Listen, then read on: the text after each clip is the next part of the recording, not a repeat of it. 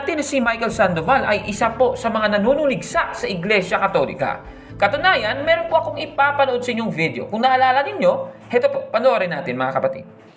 Basahin po ninyo ang buong Biblia from cover to cover. Wala po kayong mababasang Iglesia Katolika Apostolika Romana. Hindi po kami nanunuligsa.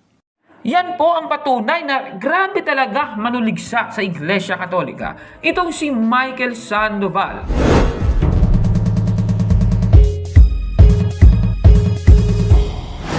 Sa puntong ito ng ating programa, kung hindi ka pa nakasubscribe, pakiclick po ng subscribe button at ang notification bell para updated po tayo sa ating mga susunod na videos. Kaya, let's go at simulan na natin!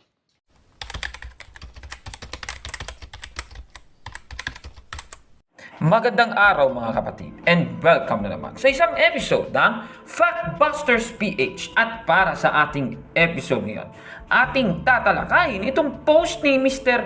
Michael Sandoval, ministro ng Iglesia ni Cristo 1914. Mga kapatid, bago muna natin pag-usapan yung post niya nung nakaraan, alam natin na si Michael Sandoval ay isa po sa mga nanunuligsa sa Iglesia Katolika. Katunayan, meron po akong ipapanood sa inyong video. Kung naalala ninyo, heto po, panoorin natin mga kapatid. Basahin po ninyo ang buong Biblia from cover to cover. Wala po kayong mababasang Iglesia Katolika Apostolika Romana. Hindi po kami nanunuligsa. Yan po ang patunay na grabe talaga manuligsa sa Iglesia Katolika. Itong si Michael Sandoval. At katunayan, yung post niya po sa Facebook nung nakaraan po ay ganun din, nanunuligsa rin siya sa Iglesia Katolika. Ito po, babasahin ko po sa inyo ang post niya. Breaking news. Hindi lamang ang magtiyuhin, Bes at King of Egypt, ang apektado ng pandemya, kundi lalo na ang Iglesia Katolika Romana, kaya halos makiusap sa miyembro nila na mag-abuloy kayo. Pero ang mahalagang tanong, saan naman dinadala at sino ang tunay na nakikinabang sa mga buloy ng iba't ibang reliyon ngayong lalo na nang magtiyuhing Eliseo Soriano at Daniel Razon? Aba, grabe. Alam niyo kasi lagi niyang tinitira si Eliseo Soriano at Daniel Razon pasegue pa sa Iglesia Katolika. At katunayan, sinabi niya, lalo na ang Iglesia Katolika Romana. Kaya halos makiusap sa miyembro nila na mag-abuloy kayo. Aba, heto po mga kapatid, yung patuloy ng kanyang post. Sa kabilang dako, transparent po at nakikita ng mga kaanib at di kaanib sa Iglesia ni Cristo ang pinaggugugulan ng aming mga nalilikom na kusang loob na abuloy o handog sa Iglesia. Tuloy-tuloy pong aming pagsamba na isinaalang-alang ang government health protocol. Lalong napatutunayan sa mga panahong ito kung aling relihiyon ang totoong may Diyos. Tapos sabay quote ng Isaias Kapitulo 41, versikulo 9 hanggang 10. Grabe, tapos sabi pa niya, sa mga nagsusuri sa INC, maaari po kayong makipag-ugnayan sa aming mga kapatid o magtungo sa pinakamalapit na sambahan ng iglesia sa inyong lugar. God bless you po. Nako, tapos meron po siyang ipinost. Ito yung larawan mula po sa Bulgar na dyaryo, mga kapatid. Yung tabloid na Bulgar. Babasahin natin sa inyo yung sinabi dito. Simbahan, hirap na sa pandemic, anawagan, mag-abuloy kayo.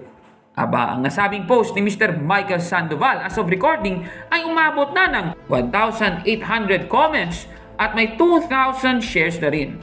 At may 6,100 reactions as of recording. Titignan natin kung totoo itong sinasabi ni Mr. Michael Sandoval.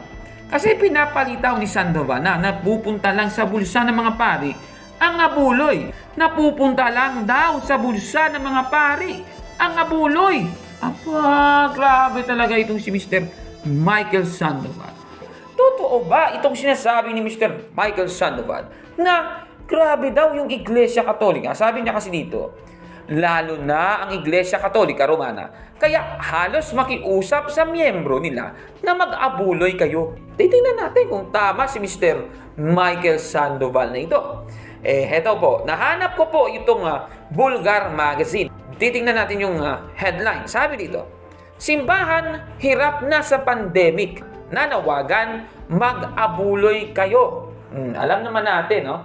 Yung mga headlines palagi ng Bulgar na dyaryong ito ay over-exaggerating. Alam naman natin yan, ano? Tabloid kasi sila. So, heto, babasahin natin yung original article na ito po yung pamagat. Sa pahina 2, ganito po ang ating mababasa. Mag-abuloy kayo. Kasunod ng nagpapatuloy na epekto ng COVID-19, umapela ang CBCP ng patuloy na pinansyal na ayuda. Ulitin ko, ayuda. Hindi pala abuloy ayuda, no? Okay. Sa isang pastoral statement na inilabas ni CBCP President at Davao Archbishop Romulo Valles, ipinaliwanag nito na kailangang matustusan ang stewardship program. Ulitin ko, stewardship program, Mr. Michael Sandoval. Alam mo kasi, si Michael Sandoval, palpak pa rin, ano? Ito. Ipagpapatuloy natin ang article. Nahihirapan na umano ang ibang dioceses at parokya dahil sa pandemya sa COVID-19. Let us not be afraid to give freely and cheerfully, even in times of crisis and difficulty like the COVID-19 pandemic that we are presently experiencing. Let us sustain the spirit of generosity that has spontaneously overflowed during this pandemic and has kept our communities in operation. Bahayag ng CBCP. Ayon pa kay Valles, nagsisilbing inspirasyon sa simbahang Katolika ang suporta na ibinibigay ng mga deboto.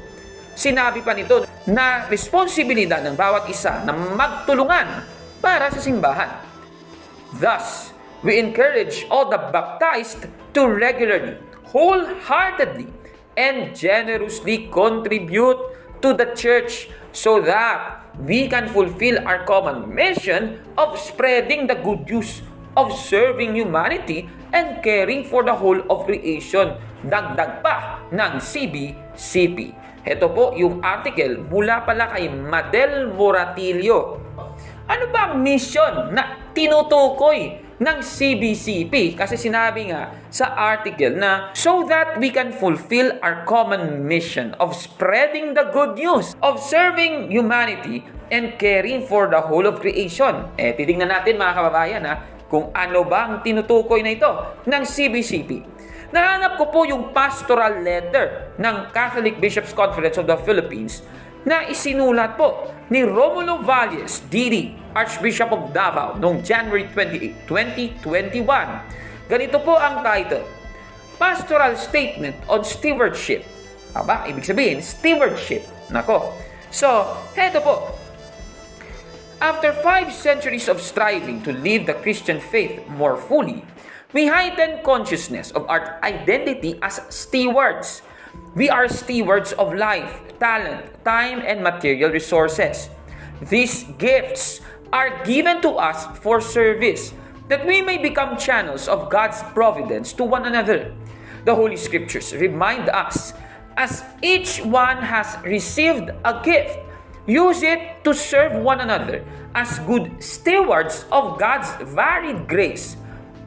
We are certainly blessed not only when we receive, but especially when we give. Tama, di ba? It is better to give than to receive. At klarong-klaro, klarong-klaro dito, these gifts are given to us for service, that we may become channels of God's providence to one another. Ibig sabihin, mga kapatid, kung may natatanggap kang blessings, i-share mo rin yan sa iba. Eto, mga kapatid, ipagpapatuloy natin yung punto talaga ng pastoral letter. God calls us to serve one another more generously, especially our poor brothers and sisters. The Lord Jesus made His own the prophecy of Isaiah.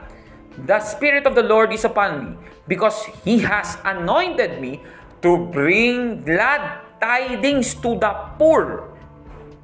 We then take the banner of preferential love for the poor. On this, Pope Francis tells us our preferential option for the poor must mainly translate into a privileged and preferential religious care. In this spirit, we reaffirm the mandate given us by the Second Plenary Council of the Philippines in 1991, namely, tithing, after a good pastoral catechesis, shall be introduced with the end in view of the gradual abolition of the arancel system. Heto pa po yung sinabi niya. Brothers and sisters, we are all part of this endeavor, for we all belong to the church, the one family of God. We all share responsibility for the church. Thus, we encourage all the baptized to regularly, wholeheartedly, and generously contribute to the church so that we can fulfill our common mission of spreading the good news, of serving humanity, and caring for the whole of creation. For the earth is the Lord's, and everything in it, the world and all who live in it. Tingnan natin, base dito sa sinabing ito sa pastoral letter. Balikan natin si Michael Sandoval, yung kanyang post, mga kababayan. Babasahin ko po uli itong sinabi niya sa kanyang post. Sabi niya kasi ganito, sa kabilang dako, transparent po at nakikita ng mga kaanib at di kaanib sa Iglesia ni Cristo ang pinanggugugulan ng aming mga nalilikom na kusang loob na abuloy o handog sa Iglesia. Lalo na ang Iglesia Katolika Romana, kaya halos makiusap sa miyembro nila na mag-abuloy kayo. Sabi niya, halos makiusap sa miyembro nila na mag-abuloy kayo. Ito talagang si Michael Sandoval. Alam nyo, hindi niya po binabasa itong pastoral letter. Kung ano yung tinutukoy na yung mag-abuloy kayo na sinasabi naman ng bulgar na dyaryong ito. Nako, grabe talaga si Michael Sandoval. Alam niyo mga kababayan, it's all about stewardship itong tinutukoy ng pastoral letter. Hindi naman po tungkol sa yung iglesia o yung simbahan, kailangan ng pera, walang ipang tutustos po sa lahat-lahat. Grabe talaga ito si Mr. Michael Sandoval. Ipagpapatuloy natin ang pagbasa ng pastoral letter. Let us not be afraid to give freely and cheerfully, even in times of crisis and difficulty like the COVID-19 pandemic that we are presently experiencing. Let us sustain the spirit of generosity that has spontaneously overflowed during this pandemic and has kept our communities in operation. We will look back with amazement and gratitude at these times, wondering how we got by even at the height of the lockdowns that we thought would seriously challenge the sustainability of our parishes. Tama naman. Kailangan ng iglesia ng pera para tustusan ang mga gawain ng Iglesia Katolika, kagaya ng kawang gawa. Yung mga misyon nitong palaganapin ang salita ng Diyos sa pamamagitan ng mga sakramento na ini-instill po sa kanyang mga deboto at sa kanyang mga miyembro. Sa Biblia, titignan natin, meron po tayo kasing mababasang ganito. Sa Roma, Kapitulo 13, versikulo 7, ganito po ang ating mababasa. Ibigay ninyo sa bawat isa ang bayad na nararapat sa kanya. Magbayad kayo sa mga dapat bayaran. So, ibig sabihin, mga kababayan, yung mga bayarin po, kagaya ng kuryente, habang nagmimisa, kailangan bayaran yan. Kailangan libre yan. Ito talagang si Mr. Michael Sandoval. Ito pa. Sa unang Timoteo 5, 17 hanggang 18, meron po tayong mababasang ganito. Ang mga matatandang pinuno ng iglesia na mahusay mamahala ay karapat-dapat tumanggap ng paggalang at kabayaran. Lalo na ang mga masigasig sa pangangaral at pagtuturo ng salita ng Diyos. Sapagkat sinasabi ng kasulatan, huwag bubusulan ang bibig ng baka habang ito'y gumigiik. Nasusulat din, karapat-dapat lamang na bayaran ang manggagawa. Tama. Dapat pong bayaran yung manggagawa. Dito po sa nasasabing ito, yung iba naman na pera na nakukuha po sa pamamagitan ng mga love offerings o yung pinapasdahat during Mass, Ang iba po ay ginagamit naman sa charity works. Yung iba naman, pangbayad po sa kuryente, pangbayad sa mga tao na nagme-maintain ng simbahan, mga ganun mga kapatid, ano? Ginagawa ng Iglesia ni Cristo. Maganda rin yung kanilang ginagawa, ano? Especially ngayong pandemic, marami silang sinishare di umano. Sige. So, sa Iglesia Katolika kaya, ano ba yung misyon ng Iglesia Katolika na ginagawa nila sa panahon ng pandemya? Heto po. Isa po sa mga nakikita natin online, ang mga iba't ibang kwento ng kawang-gawa ng Iglesia Katolika. Halimbawa, itong ginawa ng Caritas Manila. Nagbigay sila ng 1 bilyong piso na worth of gift certificates sa mga mahihirap na residente ng 10 dioceses at sub-dioceses ng Mega Manila. Nako, ayan po yan sa Radio Veritas at sa GMA News Online. Isa pa po, itong pari na nagbebenta ng isda at yung makokolekta niyang pera ay binibili niya ng relief goods para po sa kawang-gawa.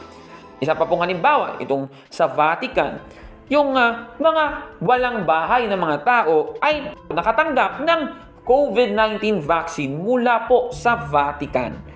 Grabe yan. Ibig sabihin, mas grabe pa pala yung ginagawa ng Iglesia Katolika. Pero alam niyo, ilan lang ito sa mga efforts ng Iglesia Katolika para matulungan ng ating mga kapatid sa Iglesia. At hindi po ito pinagyayabang ng Iglesia Katolika. Hindi kagaya ng mga ministro at kasama ni Michael Sandoval sa Iglesia ni Cristo. Nako, alam ninyo mga kapatid, ano kayang tawag doon, ano? Babasahin natin sa Mateo, Kapitulo 6, versikulo 2. Sa ang salita ng Diyos na salin, ganito po ang ating mababasa. Kaya kapag nagbibigay kayo ng tulong, huwag na ninyo itong ipamalita gaya ng ginagawa ng mga pakitang tao roon sa mga sambahan at sa mga daan upang purihin sila ng mga tao. Ang totoo, tinanggap na nila ang kanilang gantimpala. Alam niyo itong si Michael Sandoval, pinamumunmot, pinapamukha talaga niya na grabe, nalalaman talaga ng mga miyembro at hindi miyembro yung mga ginagawa ng Iglesia ni Cristo. Yung kawang-gawa daw nila, yung Iglesia Katolika, konti lang yung nakakaalam na grabe yung papamamahagi ng mga donasyon at mga tulong mula po sa simbahang Katoliko. Ito talaga si Michael Sandoval, kapalpakan talaga At sa pundong ito ng ating episode, mga kababayan, bookingan time na mga kapatid. Nako, at saka alam ninyo, kasama na sa mga ministro ng Iglesia ni Cristo, itong si Michael Sandoval. Heto ang tanong. Konti lang ba ang abuloy na binibigay sa mga pagtitipon ng mga taga-INC 1914? Titingnan natin Heto po, nahanap po natin sa internet. Isa ito sa mga larawang ating nakita mga kapatid, Heto, grabe, meron talagang mga halaga, ayan, kabuuan, nako, ang dami, ayan, talaan niya ng abuloy sa Iglesia ni Cristo. Nakalista pa yung parang BIR na style. Nako, grabe talaga. Ito pa po, nahanap natin, isa pong aklat ng Iglesia ni Cristo. Ministerial Ethics sa pahina 250. Babasahin ko po. Ang mga ingat yaman ang tuwirang mananagot ng lahat ng uri ng salapi ng lokal. Maging ito ay abuloy ng pangwebes, panglinggo at kabataan, tinitipon construction, pagbili ng lupa at pagpapakumpuni at pagtatayo ng kapilya at gayon din ang sanaping inilabas mula sa lagak, buklod, kadiwa at iba pa. Gayon din ang iba't ibang pabitin na may kalakip na salapi. Aba, nandito pala sa aklat nila, ang daming abuloy niyan. Nako, huling-huli. Eto pa. Babasahin ko po sa inyo sa page 242. Ang mga tuntunin ukol sa pananalapi ng lokal na dapat maunawaan ng manggagawa, lalo na kung siya ang nakadestino. Ukol sa di-karaniwang abuloy. Ang mga di-karaniwang abuloy ay gaya ng mga sumusunod. Abuloy ukol sa pagbili ng lupa, pagpapatayo o pagpapakumpuni ng tanggapang panlalawigan, pagpapatayo o pagpapakumpuni ng bahay-sambahan, at mga kagamitan ng iglesia sa pagsamba. Tanging abuloy na ipinahihintulot sa buklod at kadiwa. Iba pang abulo yan na maaaring kailangan ayon sa hiningi ng pagkakataon. Grabe, ang dami palang abuloy eh. Sobra pa sa Iglesia Katolika. Nako. So, ang tanong, itong mga ministrong ito ng INC 1914, ano ba yung ginagawa naman sa abuloy kasama na itong si Mr. Michael Sandoval? Nako, eto na ibubuking natin. Babasahin natin ang isang aklat na Pangalagaan Ninyo ang Kanyang Kawan na isinulat ni Mr. Eranio Manalo. Babasahin natin sa page 29 to 30. Ganito pong ating mababasa. Anong isang ikinahihiwalay ng ministro sa karapatan? Kapag ang ministro ay nahumali sa mga bagay na pansanlibutan, kaya nga ang ministro ay ibinukbukod at inaalis sa hanap buhay. Iniiwan niya ang hanap buhay. Mula pa sa panahon ng mga apostol ay patakaran na ng ating Panginoong Jesucristo na ang ministro ay alisin sa mga bagay na pansanlibutan. Ngayon, kung ang ministro ay bumabalik dyan at mayroon siyang sideline at ibang pinagkakaabalahan tangi sa ministeryo o kaya ang pamilya niya na doon ang nasasangkot siya, sinisira niya ang patakarang ito. Kaya, bawal sa ministro na ang kaniyang pamilya ay maghanap buhay. Ibig sabihin, ginagawa pala nilang hanap buhay ang abuloy. Naku, kasi wala nang ibang source of income. Bawal silang magtrabaho. Bawal silang maghanap buhay. So yung buong pamilya nila nakadepende sa abuloy na mula po sa sentral. Naku, huling-huli. Ibig sabihin, ang pinapakain ng mga ministrong ito sa kanilang pamilya ay ang abuloy na nakokolekta sa iglesia. Naku, sa iglesia Katolika, wala namang siguro, hindi naman napupunta sa pamilya ng mga pari, no? Yung mga pari, yung kaninang pamilya, wala namang tinatanggap na pera, ano? Nako, huling-huli talaga itong mga taga-INC na ito. Sino ngayon yung natatamaan sa kanyang sinasabi? Nako, Mr. Michael Sandoval Pak na ito. Palpak na palpak. Nako, sabi niya raw, napupunta na raw sa pulsa ng mga pari ang abuloy. Ito kasi yung parang hidden statement niya. Nako, ikaw talaga Mr. Michael Sandoval, huling-huli ka ngayon. Kaya, busted yan! Palpak ka talaga, Mr. Michael Sandoval Pak. Sandoval. Nako, grabe talaga. Itong si Mr. Michael Sandoval na ito. Sige, ano bang masasabi mo sa kanilang mga modus operandi na ito? Comment down below mga kababayan.